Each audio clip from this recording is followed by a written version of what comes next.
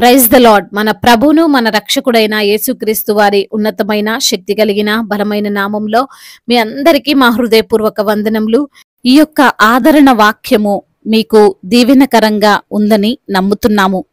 కనీసము ఈ వాక్యమును ఒక 10 మందికైనా షేర్ చేయగలరని దేవుని పేరట మనవి చేసుకుంటున్నాము. ఈ రోజు దేవుని వాక్యము, నీతిమంతుని తల మీదికి ఆశీర్వాదములు వచ్చును, బలత్కారము భక్తిహీనుని నోరు మూసివేయును. సామెతల గ్రంథము 10వ అధ్యాయము 6వ వచనం. Blessings crown the head of the righteous, but violence overwhelms the mouth of the wicked. Proverbs chapter 10 verse 6. ఈ రోజుకు గాను కృపగలిగిన దేవుడు మనకు అనుగ్రహించిన వాక్య భాగమును బట్టి ధ్యానించుకుందాము. ప్రభునందు ప్రియమైన సహోదరి సహోదరులారా, ఆశీర్వాదమైన శాపమైన ఒక స్థలములోనో ఒక ప్రాంతములోనో మరి గృహములోనో ఉంటుంది అనుకుంటే మన పొరపాటే అవుతుందండి. చాలా మంది ఆశీర్వాదం ఉందని ఏవో ప్రాంతాలకు వెళ్తా ఉంటారు. అక్కడికి వెళ్తే మంచి జరుగుతుంది, ఇక్కడికి వెళ్తే మంచి జరుగుతుందని పరుగులు పెడుతూ ఉంటారు. మరి కొందరు ఇల్లు కలిసి రాలేదు, ఈ వాహనం కలిసి రాలేదు, ఈ ప్రాంతం మంచిది కాదని తప్పు పడుతూ ఉంటారు. అందుకే ఇల్లు మారుతారు, అమ్మేసుకుంటారు, ప్రాంతాలు మారుతారు. వారు ఎన్ని మార్చినా వారి యొక్క బ్రతుకులు మాత్రం మారవు. నిజదేవుని తెలుసుకోకుండా ఈ లోక ప్రయత్నాలు ఎన్ని చేసినా వారికి ఆశీర్వాదం రాదు, మంచి జరగదు. ఈ రోజు వాక్యం సెలవిస్తుంది, నీతిమంతుని తల మీదికి ఆశీర్వాదములు వచ్చును అని. అనగా ఒక స్థలం పైకి ఆశీర్వాదం రావడం లేదు, ఒక గృహము పైకి ఆశీర్వాదం రావడం లేదు, ఒక కట్టడం పైకి ఆశీర్వాదం రావడం లేదు. మనుషులు నిర్మించిన హస్తకృతమైనవి వేటిపైన ఏది కూడా రాదు గాని ఆయన నిర్మాణమైన మన పైకి ఆశీర్వాదం వస్తుంది. ఈ మాటలు వింటున్నా నీ పైకి ఆశీర్వాదం వస్తుందేమో గాని నీవు అనుకుంటున్న ప్లేస్ లో ఆశీర్వాదం ఉండదమ్మా. యోసేపును గురించి ఒకసారి ఈ సమయంలో ఆలోచన చేస్తే, యోసేపు ఎక్కడుంటే అక్కడ ఆశీర్వాదం వచ్చింది. ఏ పని చేస్తున్నా దేవుడు దీవిస్తూ వచ్చాడు. వాక్య భాగంలో వ్రాయబడి ఉంది, యెహోవా యోసేపు నిమిత్తము ఆ ఐగుప్తిని ఇంటిని ఆశీర్వదించెను. యెహోవా ఆశీర్వాదము ఇంటిలోనేమి పొలములోనేమి అతనికి కలిగిన సమస్తము మీదను ఉండెను అని. మనము ఇక్కడ 2 విషయాలు జ్ఞాపకం చేసుకోవాలి. ఆశీర్వాదం ఒక మనిషి ఇచ్చేది కాదు, ఆ ఆశీర్వాదం ఒక దగ్గరే ఆగిపోయేది కాదు అని. ఆ ఐగుప్తుని ఇల్లు ఆశీర్వదింపబడ్డానికి కారణం ఎవరు? యోసేపు. ఈ రోజున ఈ మాటలు వింటున్న ప్రియమైన సహోదరి సహోదరులారా, నీ కుటుంబము నీ ఇల్లు ఆశీర్వదింపబడడానికి కారణం నీవు కావాలి. వారు శాపానికి గురి కావడానికి కారణం నీవు కాకూడదు. నీ జీవన విధానము, నీ కార్యాలు, నీ భక్తి, నీ నడవడిక, నీ యథార్థత అన్ని కూడా దేవునికి ఇష్టమైనప్పుడు నీవు గొప్పగా ఆశీర్వదింపబడతావు. అంతటితో ఆ ఆశీర్వాదం ఆగిపోదు.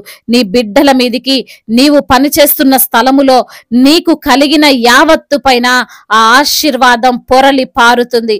ఆ ఐగుప్తీయుడైనటువంటి పోతీఫరుకు తెలియకపోవచ్చు. అతనికి కలిగిన ఆ ఆశీర్వాదాన్ని చూసి, అబ్బో నాకు ఈ మధ్య బాగా కలిసి వస్తుంది, ఏవి పట్టుకున్నా బంగారం అయిపోతుంది అనుకొని ఉండొచ్చు.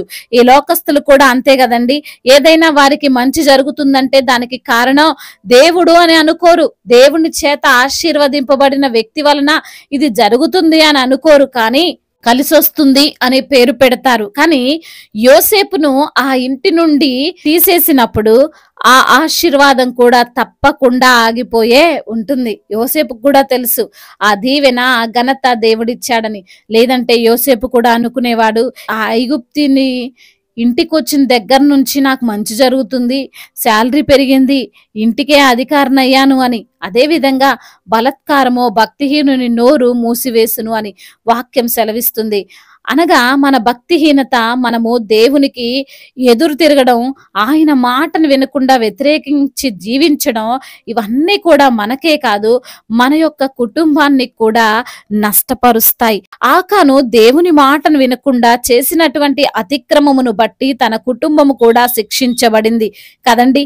ఈ రోజున ఈ మాటలు వింటున్న ప్రియమైన సహోదరి సహోదరుడా, నీవే ఆశీర్వాదంగా మారాలి.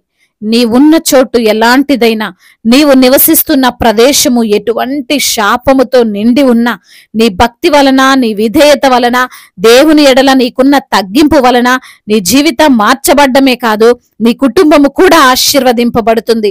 ఆశీర్వాదమైన శాపమైన రెండు నీ చేతుల్లోనే ఉన్నాయి, నీతోనే ముడిపడి ఉన్నాయి. అంతేగాని ప్లేస్ లో ఏమీ లేదు, గృహంలో ఏమీ లేదు. నీవు మంచి జరుగుతుంది అనుకొని వెళ్తున్న తీర్థయాత్రల్లో ఏమాత్రం లేదు.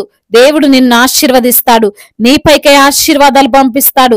నీవు ఎక్కడున్నా సరే నీ దగ్గరకే ఆశీర్వాదం వస్తుంది. మరి ఈ రోజున నీవు నీ కుటుంబానికి, నీ జీవితానికి ఆశీర్వాదకరంగా ఉంటావా లేక శాపంగా ఉంటావా అని నీవే ఆలోచించుకో. దాన్ని బట్టి ముందుకు కొనసాగు. దేవుడు ఈ మాటలను దీవించి మన హృదయములో ఫలింపచేయునుగాక. వాక్య భాగమును బట్టి ప్రార్థించుకుందాము. ప్రతి ఒక్కరూ తలలు వంచి కళ్ళు మూసుకొని ప్రార్థనలో ఏకీభవించగలరు. ప్రార్థన. మహాశక్తి సంపన్నుడు అయిన మహాదేవా, ఉన్నతుడా, సర్వోన్నతుడా, యుగ యుగములకు సజీవుడవైన తండ్రి, మీకు స్తోత్రములు ప్రభువా. నీవు ఉన్నవాడవు, అనువాడవు, గొప్ప దేవుడవు ప్రభువా. నిన్ను నమ్మిన వారిని తండ్రి ఆశీర్వాదకరముగా ఉంచేటువంటి దేవుడవు ప్రభువా. అవునయ్యా, నీపైన విశ్వాసం ఉంచి నీపైన ఆనుకున్న వారిని తండ్రి దీవెనకరముగా తండ్రి వారి యొక్క జీవితాన్ని మార్చగలిగినటువంటి ప్రభువుడవని మాతో మాట్లాడి మమ్మల్ని తండ్రి సరిచేసి బలపరిచి ఆదరించి ప్రోత్సహించిన మీ అమూల్యమైనటువంటి మాటలను బట్టి మీకు స్తోత్రాలు చెల్లిస్తున్నాము. ఈ రోజున ఎందరైతే బిడ్డలు వాక్యమును విని ప్రార్థనలో ఏకీభవిస్తున్నారో వారిని మీరు పేరు పేరున దీవించండి, ఆశీర్వదించండి, బలపరచండి. వారికి ఉన్న సమస్యలను, వారికి ఉన్న శోధనల నుండి విడుదలను అనుగ్రహించండి తండ్రి. అనారోగ్యముతో బాధపడుతున్నటువంటి ప్రతి బిడ్డను మీరు జ్ఞాపకం చేసుకోండి. ప్రతి ఒక్క బిడ్డకు యేసు నామములో సంపూర్ణ స్వస్థతను మీరు దయచేయండి. మరణ పడకపై ఉన్నటువంటి ప్రతి బిడ్డను మీరు లేవనెత్తండి. ఐసీలో ఉన్నటువంటి బిడ్డలను మీరు తాకండి. మీ యొక్క కృప చేత వారిని జ్ఞాపకం చేసుకోండి. అయా, మీ యందు విశ్వాసం ఉంచిన వారిని ఎప్పుడు కూడా మీరు సిగ్గుపరచరు అని వాక్యము ద్వారా సెలవిస్తున్నారు. అట్టి రీతిగా ప్రతి బిడ్డను మీరు నిలవబెట్టండి. ఆర్థిక సమస్యలను కొట్టివేయండి. తలగా ఉంచుతాను గాని తోకగా ఉంచునన్న మీ వాగ్దానము వారి జీవితంలో నెరవేర్చండి. అదే విధంగా కుటుంబంలో ఉన్నటువంటి ఇరుకులు, ఇబ్బందులు అన్నిటి నుంచి విడుదల దయచేయండి. ఇరువురి మధ్య భేదాలు వాటన్నిటిని యేసు నామములో తీసివేయండి నా ప్రభువా. చిన్న బిడ్డలను కాచి కాపాడండి. యవన బిడ్డలందరికీ మీరు తోడుగా ఉండండి. యవన వయస్సులో మరి ప్రభా పాపమునకు వారు దాసులు కాకుండా మీ యందు భయభక్తులు కలిగినటువంటి బిడ్డలుగా ప్రతి బిడ్డను మీరు నిలవబెట్టండి. వారందరికీ రక్షణ దయచేయండి. మారు మనసును వారికి అనుగ్రహించండి తండ్రి. అదే విధంగా అయా ప్రయాణికులందరినీ మీరు జ్ఞాపకం చేసుకోండి. వారి ప్రయాణం అంతటిని సుఖముగా, సౌఖ్యముగా, క్షేమకరముగా తండ్రి ఉండునట్లుగా కృప చూపించండి తండ్రి. అదే విధంగా ప్రభువా, రక్షణ లేకుండా ఉన్న ప్రతి ఒక్కరికి తండ్రి రక్షణ అనుభవాన్ని దయచేయమని బ్రతిమిలాడుకుంటున్నాము. వివాహాల విషయంలో ప్రభువా, మీ సన్నిధిలో మొరపెడుతున్నటువంటి బిడ్డలను మీరు జ్ఞాపకం చేసుకోండి. ఘనమైన కార్యాన్ని మీరు జరిగించండి. వివాహమై చాలా ఏండ్లైనప్పటికీ ప్రభువా, పిల్లలు లేక బాధపడుతున్న బిడ్డలు ఎందరో ఉన్నారయ్యా. వారిపైన మీ కటాక్షం ఉంచమని వేడుకుంటున్నాము తండ్రి. అదే విధంగా వారికి గర్భఫలాన్ని దయచేయమని బ్రతిమిలాడుకుంటున్నాం తండ్రి. అదే విధంగా గర్భిణీ స్త్రీలను మీరు జ్ఞాపకం చేసుకోండి. కావలసినటువంటి బ్లడ్ ను మీరు సమకూర్చండి, బలాన్ని సమకూర్చండి అయ్యా. ముఖ్యంగా తండ్రి మీ శక్తి చేత బిడ్డలను నింపండి. డెలివరీ సమయంలో మీరే వారికి తోడుగా ఉండండి నా ప్రభువా. ఇప్పుడే పుట్టిన చంటి బిడ్డలను కూడా జ్ఞాపకం చేసుకోండి. మంచి ఆరోగ్యవంతులుగా అయ్యా తల్లికి నీ బిడ్డకును క్షేమాన్ని మీరు అనుగ్రహించమని వేడుకుంటున్నాం. ఉద్యోగము లేని బిడ్డలకు మంచి ఉద్యోగాన్ని మీరు అనుగ్రహించండి తండ్రి. మా భారతదేశాన్ని మీరు అయ్యా దృష్టించండి ప్రభా. సమాధాన దేశముగా, ప్రేమ కలిగిన దేశముగా, ఎటువంటి తారతమ్యాలు, విభేదాలు, అల్లర్లు, గొడవలు ఏవి లేనటువంటి దేశముగా భారతదేశాన్ని మీరు ఆశీర్వదించండి. అధికారులందరికీ మీరు తోడై ఉండమని వేడుకుంటున్నాము. దైవజనులందరినీ మీరు జ్ఞాపకం చేసుకోండి. వారి యొక్క పరిచర్యను తండ్రి నూరంతల ప్రతిఫలముతో నింపండి నా ప్రభువా. అదే విధంగా సువార్థికులను మీరు బలపరచండి అయ్యా. అదే విధంగా మిషనరీస్ ని దీవించండి అయ్యా. వారికి కలిగే ఇబ్బందులన్నిటి నుంచి కూడా విడుదల దయచేయండి. ఇతర దేశాల్లో ఉంటున్న ప్రతి బిడ్డను మీరు జ్ఞాపకం చేసుకోండి.